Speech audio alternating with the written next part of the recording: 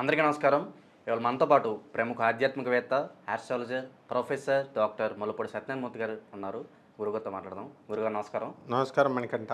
గురుగారు, అక్టోబర్ నెలలో సింహరాశి వారికి ఎలాంటి ఫలితాలు ఉండబోతున్నాయి కాస్త వివరించండి. సింహరాశి వారికి మనము ఈ అక్టోబర్ నెలలో రాహు మీన రాశిలో, శని వక్రించి కుంభరాశిలో, ఆ తర్వాత గురుడు వృషభ రాశిలో, ఈ యొక్క కేతువు కన్యా రాశిలో ఉంటారు.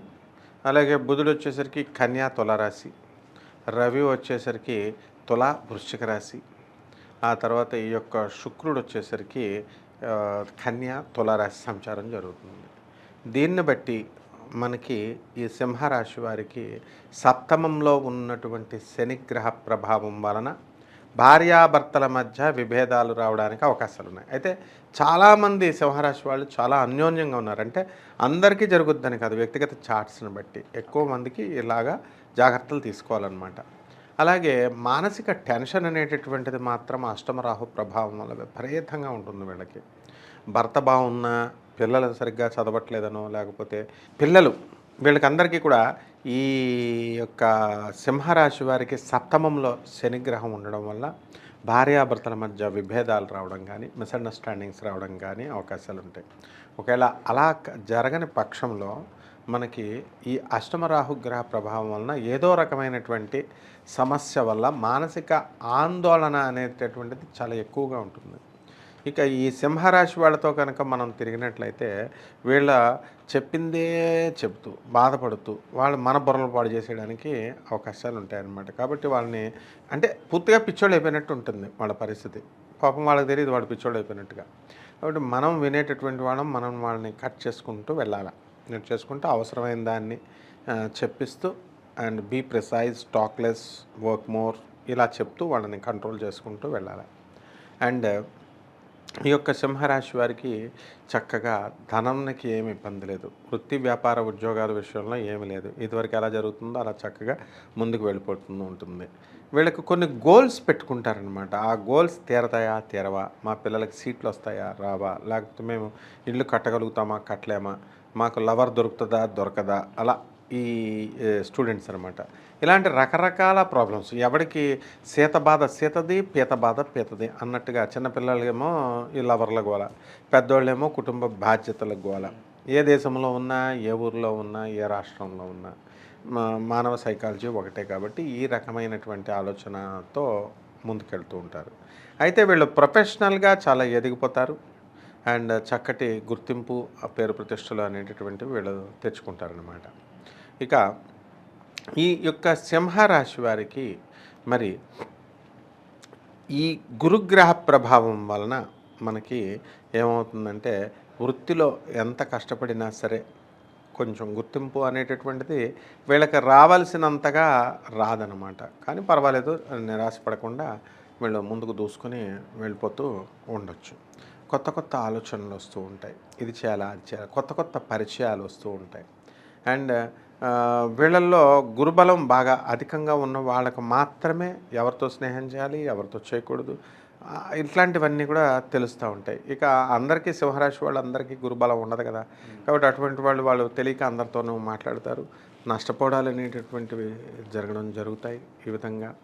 అలాగే ఈ హాస్పిటల్లో కట్టుకోవడానికి మరి లీజులకు తీసుకుంటారు. ఇప్పుడు ఫ్యాక్టరీస్ ఇలాంటివన్నీ కూడా ఆ లీజులు తీసుకున్నటువంటి ఓనర్లు ఏం చేస్తారంటే మరి సరే అయితే తీసుకోండి 99 సంవత్సరాలు కానీ రాసేసి, లేకపోతే ఎన్ని సంవత్సరాలు అయితే అన్ని సంవత్సరాలు 10 ఇయర్స్ అని రాసేసుకొని ఆ తర్వాత వీళ్ళు బిల్డింగ్లన్నీ లేపేసిన తర్వాత ఇప్పుడు ఖాళీ చేసేయండి అండి. ఇలా ఇదొక కొత్త రకం సమస్య. ఎందుకురా అంటే ఆ ఓనర్కు కరోనా వచ్చి ఒక హాస్పిటల్లో పెడితే ఆ ఓనరు డబ్బులు ఎక్కువ గుంజారు డాక్టర్లు, మనం హాస్పిటల్ పెట్టుకోమని ఇచ్చాము అని చెప్పేసి వాళ్ళ మీద కక్ష కట్టేసి పక్కా బిల్డింగ్లు కట్టుకున్నటువంటి డాక్టర్లని అద్దె తీసుకోకుండా మీరు ఖాళీ చేసేయండి అంటే వాళ్ళు కోర్టుకు వెళ్లకుండా ఇంకెక్కడికి వెళ్తారు.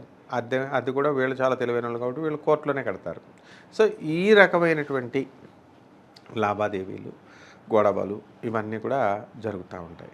ఇక సింహరాశి వాళ్ళు ఎవరైతే ఉన్నారో మరి వ్యాపారస్తులు, వాళ్ళ వ్యాపారాలు అనేటటువంటివి చాలా చక్కగా చేస్తారు మరి.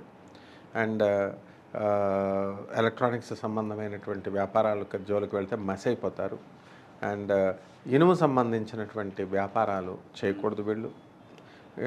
వీళ్ళ యొక్క సొంత పరిజ్ఞానంతో సొంత మిడిమిడి యూట్యూబ్ నాలెడ్జ్ని చూసుకొని కనుక వీళ్ళు వ్యాపారాలు కనుక చేసినట్లయితే తప్పకుండా ఈ 2 రంగాల్లో నష్టం కలగడానికి అవకాశం ఉంటుంది. కావాల్సి టెస్ట్ చేసుకోవచ్చు వీళ్ళు. కాకపోతే ఈ యొక్క సింహరాశి వారికి ఉల్లిపాయల వ్యాపారము, నేను ఎన్నో వీడియోస్లో ఉప్పు చేపల వ్యాపారం గురించి చెప్పాను. మరి తణుకు సంబంధించినటువంటి వెంకటరమణ గారు ఆయన మైండ్లో ఆయన చాలా ఫిక్స్డ్ మైండ్ అనమాట. ఏదైనా డెసిషన్ వెంటనే తీసేసుకుంటాడు. అంతకుముందు జాడీల వ్యాపారము, ఇనప వ్యాపారము, ఇలా రకరకాల వ్యాపారాలు చేసినటువంటి ఆయన వెంటనే వాళ్ళ బిడ్డలు కూడా చక్కగా సాఫ్ట్వేర్ ఇంజనీర్లుగా ఉన్నారు. ఆయనకు అవసరం లేదు. కానీ ఈ ఉప్పు చేపల వ్యాపారం పెట్టి ఆ ఆలోచన దృఢంగా రావడం. మరి మొన్న నేను కాశీ వెళ్ళినప్పుడు ఒక ప్రయాగ గయ నాకు కూడా ఆయన రావడం. సో ఎంత స్ట్రాంగ్ డిటర్మినేషన్ అంటే నేను ఆశ్చర్యపోయాను అనమాట. అంటే ఎంత ఇంపాక్ట్ ఉంటుందా అని. మనం చెప్పిన ఇదే వాళ్ళు చేస్తున్నారు, దానివల్ల లబ్ధి పొందుతున్నారు. ఎస్, అంతా విన్నాను, ప్రాజెక్ట్ అంతా చాలా బాగుందని. కాబట్టి మనం గైడ్ చేసేటటువంటి విధానాన్ని బట్టి ఈ సింహరాశిలో గురుబలం ఉన్నటువంటి వాళ్ళు క్యాచ్ చేసి డెవలప్ అవుతూ ఉంటారనమాట. ఇక ఈ గురుబలం లేనటువంటి వాళ్ళు ఉన్నారు ఈ సింహరాశిలో. ఇటువంటి వాళ్ళు కోడిగుడ్డుకి ఏకలు లాగుతూ ఉంటారనమాట. అందుకే పెళ్ళం డైవర్స్ ఇచ్చి పడేస్తుంది. ఎందుకంటే సప్తమ శని ఉన్నాడు అక్కడ. వ్యాపారాలు చక్కగా సాత్వికమైనటువంటి వ్యాపారాలు చేయాలి. డైరీ ఫారాలు పెట్టుకోవాలా. కోళ్ళ ఫారాలు పెడితే మళ్ళీ ఆ కోళ్ళ కటింగ్ అంటారు. కాబట్టి ఈ యొక్క మేకలు, ఈ యొక్క ఆవులు, ఇలాంటి బిజినెస్లు, మంచి పాలు, అంటే ఇతర జీవరాశికి మనం బాధ పెట్టకుండా ఉన్న వ్యాపారాలు చేసుకుంటే బాగుంటుంది. గురువారు ఈ మాసంలో సింహరాశి వారు ఎటువంటి పరిహారాలు చేసుకుంటే వీరు మంచి ఫలితాలు పొందే అవకాశం ఉందంటారు? మామూలుగా వీళ్ళకి శని బాగుండలేదు, రాహు బాగుండలేదు. కాబట్టి వీళ్ళు ఏం చేయాలంటే చండ్ర సమితితో వీళ్ళు ఇంట్లో దుర్గాదేవి యొక్క హోమాలు చేసుకోవాలి. ఎలాగో దసరా వస్తుంది ఇప్పుడు. అలాగే ఈ యొక్క శని బాగుండలేదు కాబట్టి శని జపం చేసుకోవాలి, శని స్తోత్రాలు చదువుకోవాలి. ఇవి అందరికీ తెలిసిందే ఈ రెమెడీస్. ఇక తెలియని రెమెడీ ఏమిటంటే రావి చెట్టు చుట్టూ ప్రదక్షిణాలు 108 చేయాలి. అండ్ 30 రోజులు ఉపవాసం చేయాలి. వీళ్ళు రోజుకు ఒక పూటే తినాలి. వీళ్ళు నిజంగా జాతకం బాగుపడాలనుకున్న వాళ్ళు. ఆ తర్వాత మామూలుగా ఆ ఊపు 1 డే ఉంటుందన్నమాట వీళ్ళకి, నెక్స్ట్ డే ఉండదన్నమాట. అలాగే బ్రహ్మచర్యము, నేలపైన శయనము ఈ నెలలో డెవలప్ అవ్వాలనుకునేటటువంటి వాళ్ళు. మనుస్మృతి చెప్తోంది.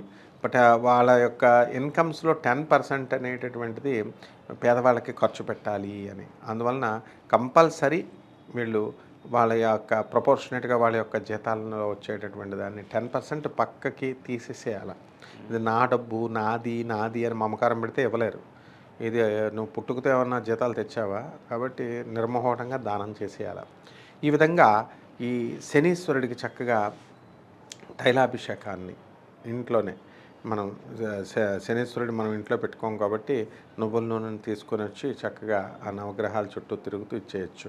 ఇంట్లో ఓం శనేశ్వరాయ నమః అనే మంత్రాన్ని జపించుకోవచ్చు. ఈ విధంగా కనుక చేసినట్లయితే చాలా బాగుంటుంది. అక్టోబర్ నెలలో సింహరాశి వారికి ఎలాంటి ఫలితాలు ఉంటాయి, అలాగే వీరు చేసుకోవాల్సిన పరిహారాలు తెలియజేసినందుకు ధన్యవాదాలు. ధన్యవాదాలు.